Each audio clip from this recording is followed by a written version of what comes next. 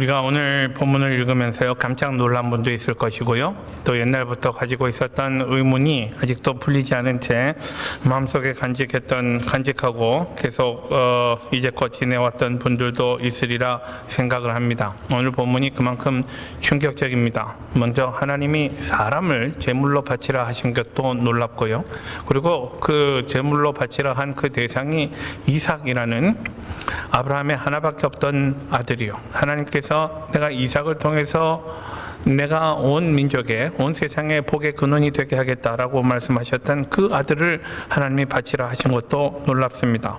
또 하나님의 명령에 일견 부조리해 보이고 납득할 수 없는 하나님의 명령에 그대로 군말 없이 실행하는 아브라함도 놀랍습니다.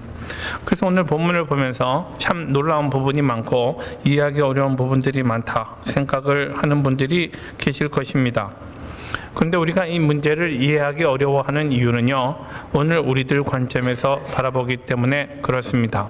성경을 통해서 하나님이 말씀하고자 하시는 하나님의 의도가 무엇인가를 우리가 먼저 염두에 두고 하나님의 뜻, 또 이 말씀을 읽는 사람들의 그 당시 환경에서 이 말씀이 도대체 어떻게 받아들여질 것인가를 우리가 염두에 두고 읽는다면 우리가 지금처럼 그렇게 의아해 하지는 않을 것입니다. 무슨 얘기인가 하면 상황이 다 다르다는 말입니다. 상황이 다른 상황에서는, 그러니까 우리들 입장에서, 우리들의 관점에서 성경을 읽는 것은 하나님의 본래 의도를 캐치할 수 없게 만드는 한 장애가 될 수도 있다라는 말씀입니다.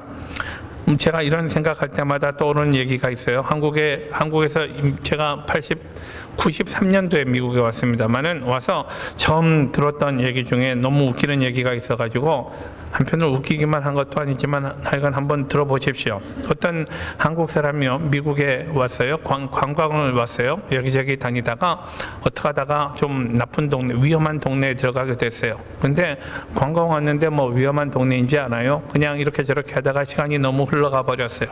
그래서 이 사람이 불행하게도 강도를 만났습니다. 강도가 막 총을 꺼내가지고 뭐라고 얘기를 하는데 도대체 뭐라는지 알 수가 있어야죠. 그래서 이 사람은 I don't know 하면서 no English 이렇게 하면서 얘기하고 있었어요. 그러니까 더욱 이 사람이 화를 내면서 막 뭐라고 그러는 것 같아요. 근데 가만 들어보니까 내 이름이 뭐냐고 물어보는 것 같더란 말이죠. 그래서 내가 뭐 다른 건 대답을 잘 못해도 이름만은 내가 배포 있게 대답하리라 그러면서 자기 이름을 큰 소리로 대답을 했어요. 그랬더니 이 사람이 이 강도가 화를 내면서 총을 쏴버렸다는 얘기예요. 나중에 알고 보니까 이 사람 이름이 박규였대요. 그냥 우리는 모르시는 분도 계시는 것 같아요. 우리 훌륭한 이름입니다만은 우리 이름이 어떤 사회에서는, 미국 사회에서는 또 욕으로 들릴 수도 있는 그런 대단히 다른 세상을 우리는 지금 와서 살고 있다는 말입니다. 그러니 다른 세상에서는 다른 세상의 기준이 있고요, 또 그 방법이 있다는 사실이요. 우리가 이런 것들을 감안해서 살아야 하는 사람들이고, 그렇기 때문에 이민 생활이 괴롭기도 하고 힘들기도 합니다. 그런데 성경 속의 세계는요, 이 이론 정도 한국과 미국의 차이보다도, 문화 차이보다도 훨씬 큰 차이가 있습니다. 뭐 몇천 년 전의 세상이잖아요. 그것도 몇천 년 전 동방의 세상입니다. 우리도 동쪽 사람들입니다만은, 그러나 그 시대, 아브라함의 시대의 사람들의 생활과 오늘 우리들의 생활이 같을 리가 없습니다. 그러므로 우리들 관점에서 성경을 읽는다면 당연히 여러 가지 의문이 생겨날 수밖에 없습니다. 이삭은 아브라함이 100세에 낳은 아들입니다. 그런데 이 아이를 하나님은 제물로 바치라고 하십니다. 죽이라는 거죠. 아니, 사람 그렇게 죽여버릴 거면 뭐 때문에 100살까지 기다렸다가 아들을 낳게 하셨는가 말이죠. 그 아들을 낳은 다음에 아브라함의 기쁨이 얼마나 우리가 말로 다 할 수 없는, 우리가 이해하기 어려운 그런 정도의 큰 기쁨과 행복이 그에게 있었을 것입니다. 그런데 하나님은 이 아이가 채 성년이 되기도 전에 하나님에게 이 아이를 제물로 바치라고 하십니다. 그럴 거면 애당초 왜 아브라함에게 이런 아이를 주셨는가 말이죠. 왜 하나님은 아브라함에게 이런 큰 마음의 고통을 안기시는가 등등 우리에게는 여러 가지 질문이 생깁니다. 그러나 성경은요, 우리들이 갖는 이런 그 질문에는요 아무런 관심이 없습니다. 우선 성경 말씀을 제대로 보십시오. 잘 보면요, 성경 말씀은 우리의 궁금증을 해소해 주는 책이 아닙니다. 예를 들면 창세기 1장 1절은요, 하나님이 태초에 천지를 창조하시니라 라는 선언으로 시작이 됩니다. 하나님이 세상을 만드셨다고요? 근데 우리들은요, 좀 더 알고 싶어요. 하나님, 그렇다면 하나님은 세상을 무엇으로 만드셨어요? 하나님은 어떤 재료를 가지고 만드셨나요? 산소와 수소를 결합해 가지고 물을 만드셨을 텐데 그 구체적인 방법은 뭔가요? 등등. 우리는 하나님이 세상을 만드셨다면 어떤 방법으로 만드셨는가? 어떻게 만드셨는가? 등 이런 여러 가지 궁금증을 가집니다. 많은 질문이 쏟아집니다. 그죠? 그런데 성경은요, 하나님이 세상을 만드실 때 이런 재료를 쓰셨고 이런 방법을 쓰셔서 만들었으니 너희도 한번 해보라, 그렇게 하지 않으십니다. 우리의 궁금증을 해소하는 방법으로 하나님은 말씀하시지 않았다라는 말입니다. 성경의 관심사는 그게 아니란 말이죠. 성경의 관심사는요, 우리가 지금 성경 공부를 통해서 다음 주에 또 성경은 어떤 책인가를 배우게 될 것입니다만은 성경은요, 구체적으로는 하나님의 구원사를 보여주는 책입니다. 하나님 당신을 우리에게 보여주시는 책이요. 하나님은 우리를 어떻게 구원하시고, 그 다음에 하나님의 백성된 우리는 그 앞에서 어떻게 응답해야 하는가를 보여주는 책입니다. 그러니 성경에는 우리가 궁금해하는 이런 질문들에 대한 궁극적인 대답 같은 것은 별로 관심을 갖지 않더라라는 말입니다. 그러므로 우리가 성경을 읽는 바른 자세는 뭐냐 하면 하나님의 구원사를 발견하는 거죠. 하나님의 섭리를 발견하는 거고요. 그 하나님은 어떤 분인가를 우리가 발견하는 것이 중요한 문제입니다.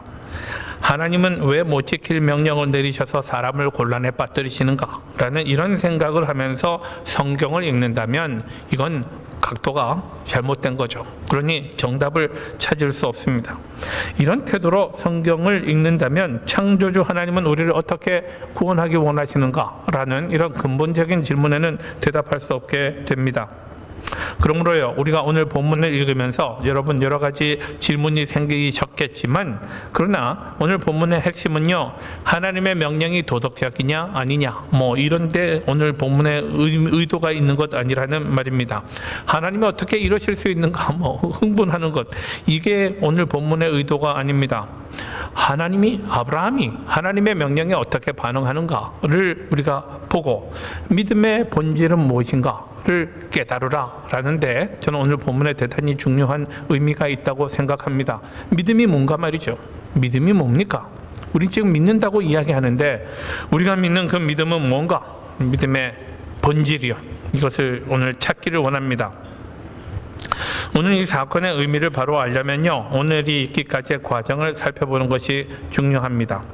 하나님이 아브라함을 처음 부르신 사건은 창세기 12장에서부터 시작이 됩니다. 창세기 12장부터 25장까지가 아브라함에 관한 기록이고요. 오늘 사건은 아브라함 기사에 있어서 아브라함 파트, 창세기에 나오는 아브라함 파트의 클라이맥스입니다. 절정이요. 믿음의 절정을 보여주는 부분. 아브라함의 믿음이 바로 이런 것이었다라고 보여주는 부분입니다. 그리고 이때는 아마도 하나님께서 아브라함을 처음 부르셨던 때가 아브라함의 75세 때였잖아요. 이때부터 한 40년 혹은 50년이 지난 후에 일어난 일이었다. 우린 그렇게 생각합니다. 하나님은 애초에 처음 아브라함을 부르시면서요, 너는 너의 고향 친척 아버지의 집을 떠나서 내가 내게 보여줄 땅으로 가라 라고 하나님이 처음 말씀하십니다. 고향과 친척과 아버지의 집을 떠나라 라는 것이 도대체 무슨 의미입니까? 고대 사회에서요, 지금 아브라함의 시대에 자기를 지켜줄 가장 강력한 힘이 어디에 있는가요? 아버지잖아요. 친척들이잖아요. 그 가족들이요. 그 가족들이 가장 중요한 단위입니다. 가장 중요한 경제 단위고 가족들이 스스로를 지켜가면서 번성해 가야 하는 그런 시대였습니다. 가족과 가족이 서로 생존을 위해서 투쟁하던 때잖아요. 그러니 저쪽 가족이 우리를 죽이려고 공격할 때에도 우리가 스스로 지켜내는 수밖에 없어요. 그게 가족들이었단 말입니다. 이렇던 때에 하나님은 아브라함으로부터 너는 너 가족으로부터 떨어져 나와라 라고 말씀하십니다. 그리고 어디로 가라고도 안 하고요. 내가 너에게 가르쳐 줄 곳으로 가라 라고만 말씀하셨습니다. 어디로 가야 할지 알지 못하고 그냥 가라는 곳으로 그는 아브라함은 떠나왔다라는 말입니다. 이 사실이 도대체 어떤 의미였는지 한번 생각해 보십시오. 여러분, 가족들과 영원히 헤어지는 것입니다. 오늘같이 여러분 전화할 수 있는 것도 아니고 사람들 얼굴을 보면서 통화할 수 있는 것도 아닙니다. 영원히 이들과는 단절되는 생활을 해야 한다라는 뜻입니다. 가족들로부터의 보호가 끊기고요, 또 그들과의 관계가 끊어지는 그런 전혀 새로운 삶을 살라고 하나님은 그에게 말씀하셨습니다. 그리고 그 이후 아브라함은요, 일생을 이민으로 살았습니다. 이민자요. 거기가 자기 땅이 아니잖아요.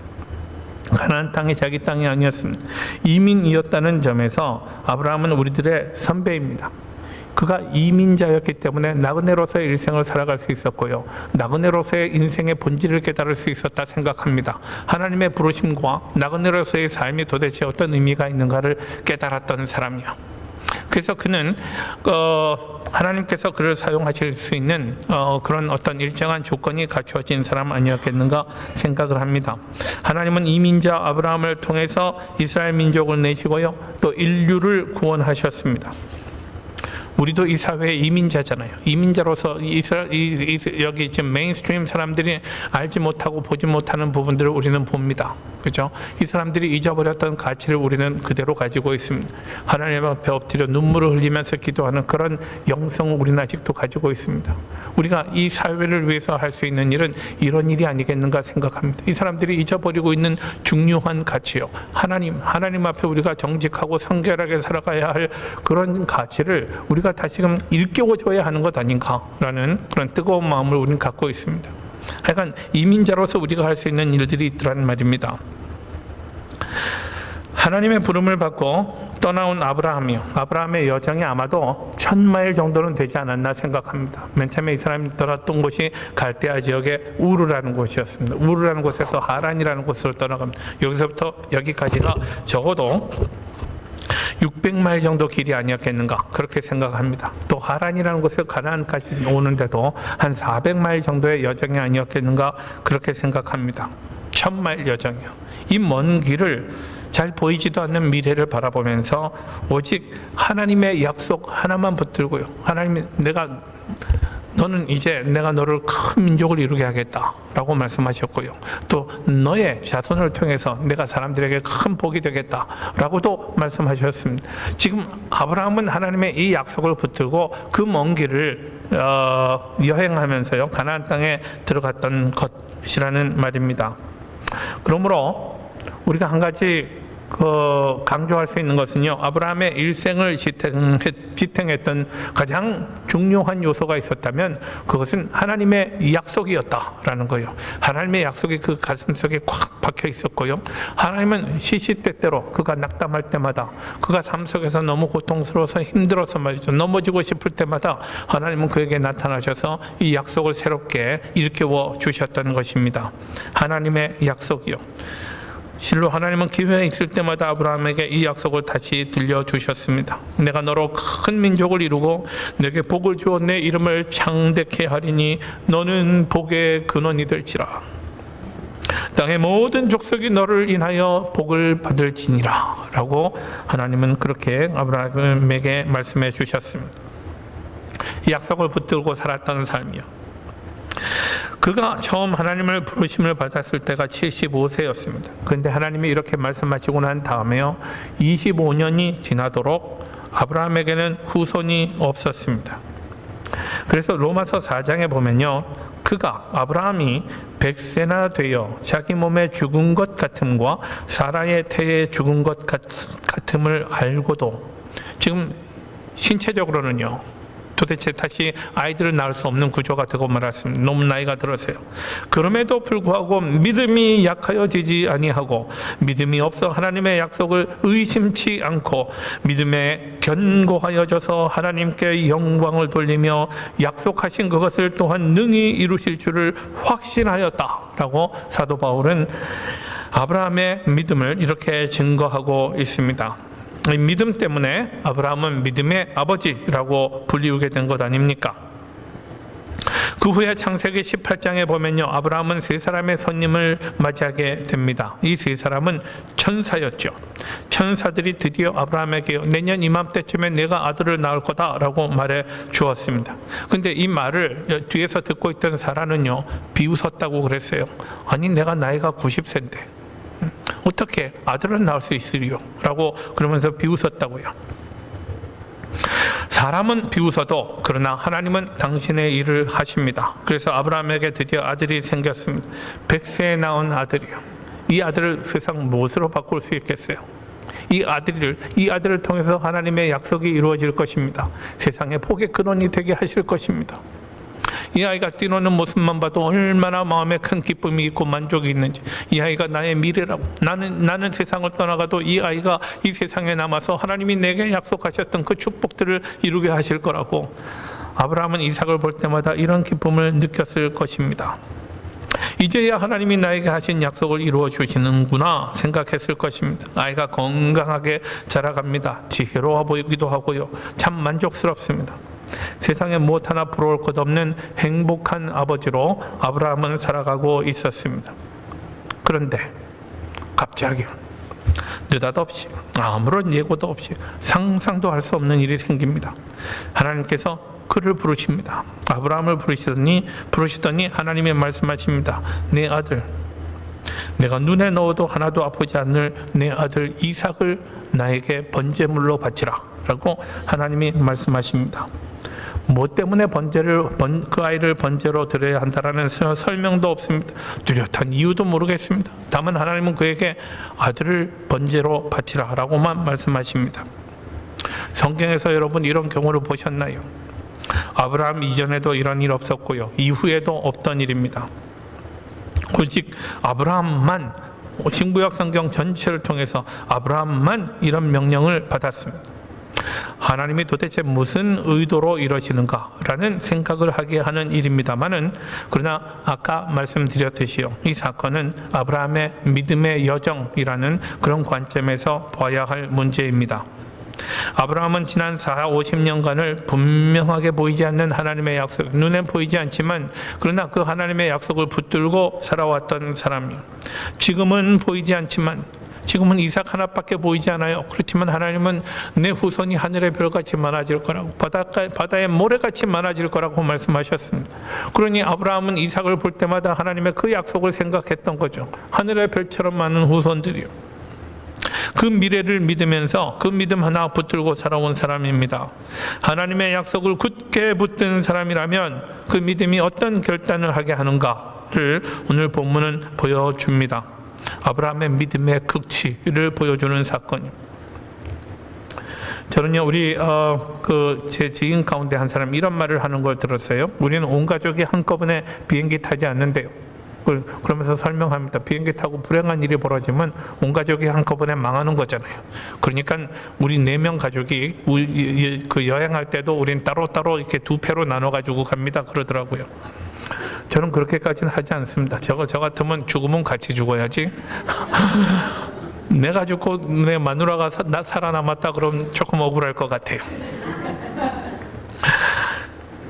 이런 생각을 하는 분들이 좀 있는 것 같아요. 근데 한국의 서울의 어떤 교회에서는요, 교역자들이 수련회를 갈 때도 나눠서 간대요. 한꺼번에 다 같이 가지 않고 말이죠.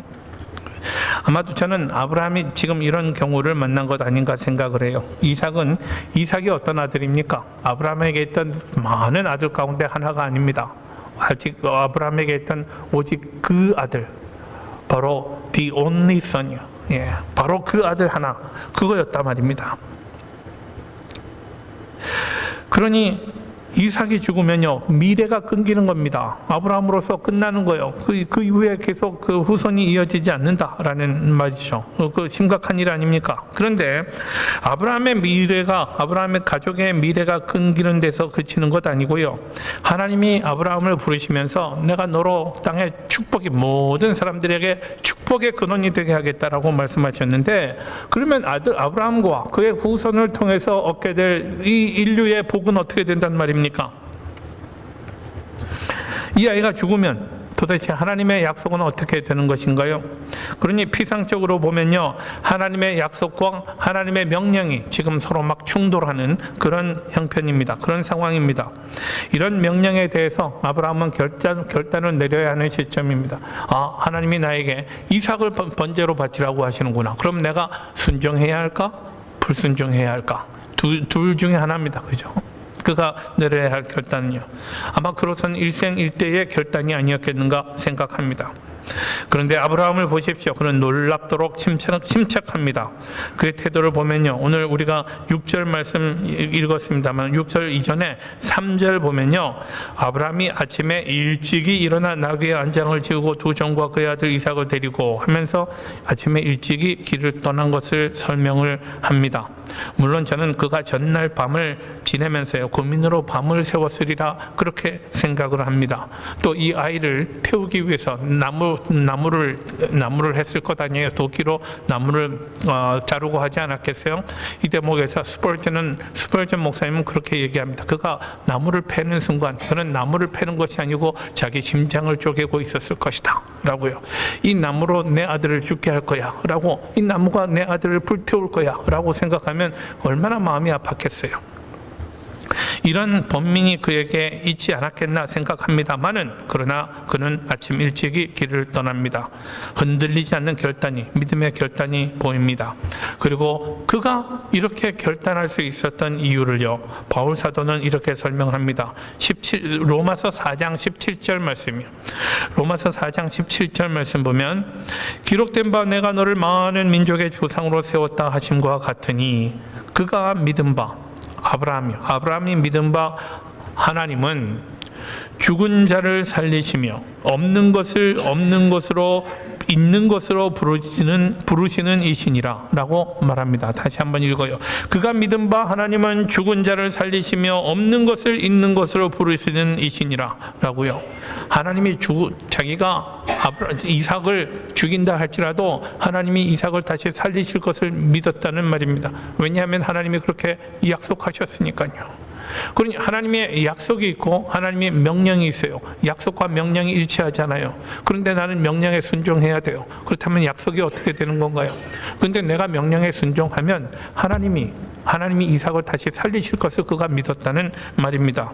이 사실을 히브리서 11장에서는 이렇게 말합니다. 히브리서 11장 18절 말씀, 18절 19절이요. 그에게 이미 말씀하시기를 내 자손이라 칭할 자는 이삭으로 말미암으리라 하셨으니, 그렇잖아요. 이삭이 죽으면 이 아브라함의 자손이 도대체 생겨나지 않습니다. 그러므로 그가 하나님이 능히 이삭을 죽은 자 가운데서 다시 살리실 줄로 생각한지라 라고요. 그에게 이런 믿음이 있었다고요. 죽을지라도 다시 살리시는 하나님이요, 그 하나님에 대한 믿음을 아브라함은 갖고 있었습니다. 하나님이 말씀하셨다면 끝까지 이루실 것이다 라고 그는 믿어 의심치 않았단 말입니다. 서로 하나님이 이 아이를 죽이라 하셨다 할지라도, 그래서 내가 이 아이를 죽인다 할지라도 그 다음 하나님이 이 아이를 다시 살리시면서 하나님의 약속을 이루실 것이다 라고 확신하는 믿음이 그에게 있었다는 말입니다. 그리고 이 믿음이 오늘 말씀의 핵심입니다. 여러분, 믿음은 이런 것입니다. 이것이 바로 하나님 앞에 의로 인정받는 믿음의 본질입니다. 인간의 능력으로는 불가능할 것 같아요. 그렇지만 그것을 가능하게 하시는 하나님을 신뢰하는 것, 이것이 믿음입니다. 창조주 하나님, 선하신 우리들의 아버지 하나님, 그분에 대한 요동하지 않는 신뢰, 또 바위 같은 그런 신뢰를 갖는 것, 이것이 믿음입니다. 아브라함이 자기의 가장 귀한 것이요 자기 자신의 생명보다 더 귀히 여기는 것까지도 하나님을 위해서 포기할 수 있다라는 사실을 하나님 앞에 보였을 때 하나님이 그의 인생을 책임지시더라라는 사실도 우리가 보게 됩니다. 하나님의 약속에 대한 믿음을 하나님이 보셨을 때 어떤 일이 일어났는가요? 렘브란트라는 화가가요 그림을 그린 게 있어요. 이 사람은 위대한 그 그림들을 많이 그렸는데요. 그림 좀 보여주시면 좋겠네요. 예. 지금 이삭을 죽이려고 칼을 쥐고요 쳐들고 막 내려치는 순간에 하나님의 천사가 아브라함의 손을 잡는 장면을 그려놓고 있습니다. 하나님이 얼마나 급하셨으면요 아브라함아 아브라함아 하고 부르십니다. 왜냐하면 하나님은 이삭이 죽는 것을 원치 않으셨기 때문에요. 그래서 잡으려는 이 아이를 칼로 찌르려는 아브라함의 손을 급히 막습니다. 지금 아브라함은요 우리 그림에는 이런 정도로는 잘 나타나고 있지 않지만 이 그림을 확대해서 보면요 아브라함은 천사를 바라보고 있습니다. 그죠? 바라보는 그의 눈에 눈물이 가득했다고 그랬어요. 자기 손으로 아들을 죽여야 하는데 고뇌가 왜 없었겠어요? 그 아들이 자기의 그런 모습을 보는 걸 원치 않아서 왼손으로는 아들의 얼굴을 막고 있습니다. 그리고 그는 죽이려고 합니다. 그때 천사가 다급하게 그를 말립니다. 아브라함아 아브라함아 내가 여기 있나이다. 그 아이에게 내 손을 대지 말라. 그에게 아무 일도 하지 말라. 내가 내 아들 내 독자까지도 내게 아끼지 아니하였으니 내가 이제야 내가 하나님을 경외하는 줄을 아노라. 하나님이 인정하시는 믿음이요. 그 말씀이 있은 후에 아브라함은 순양 한 마리가 수풀에 걸린 것을 보았습니다. 그래서 그 순양을 가져다가 하나님 앞에 번제로 드립니다. 하나님이 이렇게 준비해 두시더라라는 거예요. 예. 그래서 그 땅을 아브라함은 여호와 이레라고 부릅니다. 여호와의 산에서 준비되었다라는 뜻입니다. 또는 여호와 provides, 하나님이 준비하신다, 인도하신다, 공급하신다라는 거예요. 하나님이 친히 준비하시리라. 이 말은요 이삭이 아버지 아브라함에게 자기가 이제 죽으러 갈 때요 아브라함에게 이 천진한 아이가 아빠에게 묻습니다. 아버지 아빠 재물 여기 불도 가져가고 나무도 가져가는데 재물은 어디 있나요? 라고 그때 묻습니다.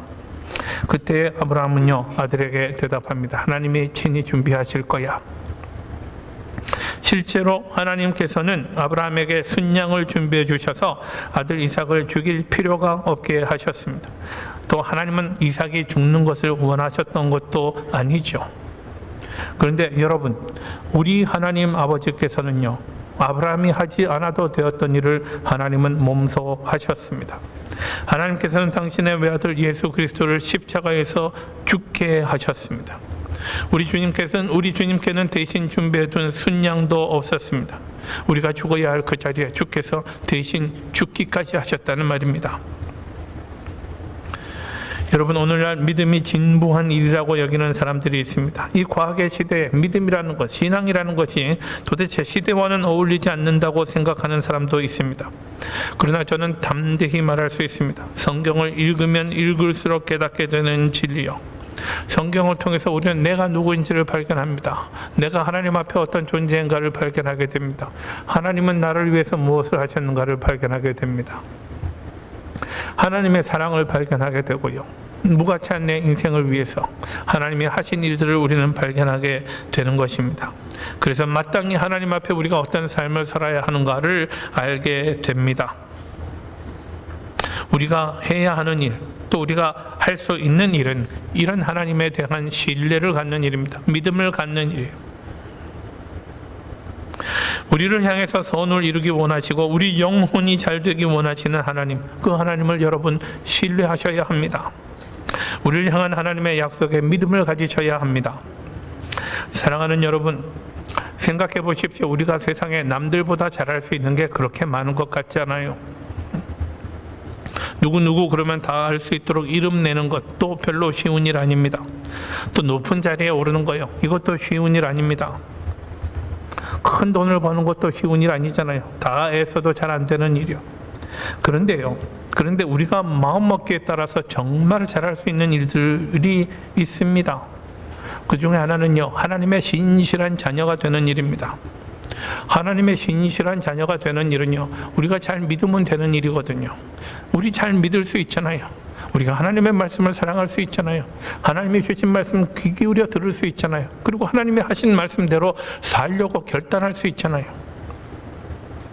하나님의 약속에 대해서 아브라함과 같은 그런 위대한 믿음을 가질 수 있기를 원합니다.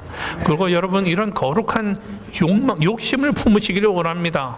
내가 다른 일은 다 잘못해도 내가 하나님의 신실한 자녀 되는 일은 누구보다도 잘할 수 있다라고 결단할 수 있잖아요. 한 번 사는 삶인데 여러분, 의미 있는 삶을 살아야 되지 않겠습니까? 내가 지나가고 난 다음에요, 우리 아이들이 우리 아빠의 인생은 정말 아름다운 삶이었다 라고 말할 수 있으면 얼마나 고맙겠습니까? 얼마나 좋겠습니까? 내가 지나가고 난 다음에 우리 이웃들이요, 우리의 친구들이 그 사람의 인생은 참으로 향기나는 인생이었다, 그는 예수 그리스도의 향기를 풍긴 사람이었다 라고 말할 수 있다면 얼마나 고맙겠습니까? 쓸데없이 하나님 앞에 원망하고 불평하게 사는 것, 이건 참으로 시간이 아까운 일입니다. 우리가 할 일이 얼마나 많은데 원망이나 불평이나 또는요, 다른 사람들에 대한 그런 이런 아픈 마음들, 이런 것들로 하루하루를 소일해 버리겠습니까? 이런 거 다 그만두고요, 우리가 진실로 신실한 믿음의 사람 되기를 소망하기를 원합니다. 이것이 오늘을 잘 사는 길이요, 다가올 세상에서도 잘 사는 길이고요, 영원히 사는 길입니다. 하나님의 한량없는 사랑에 대해서 믿는 믿음과 하나님의 약속을 신뢰하는 위대한 믿음으로 우리 삶이 충만하기를 축원합니다.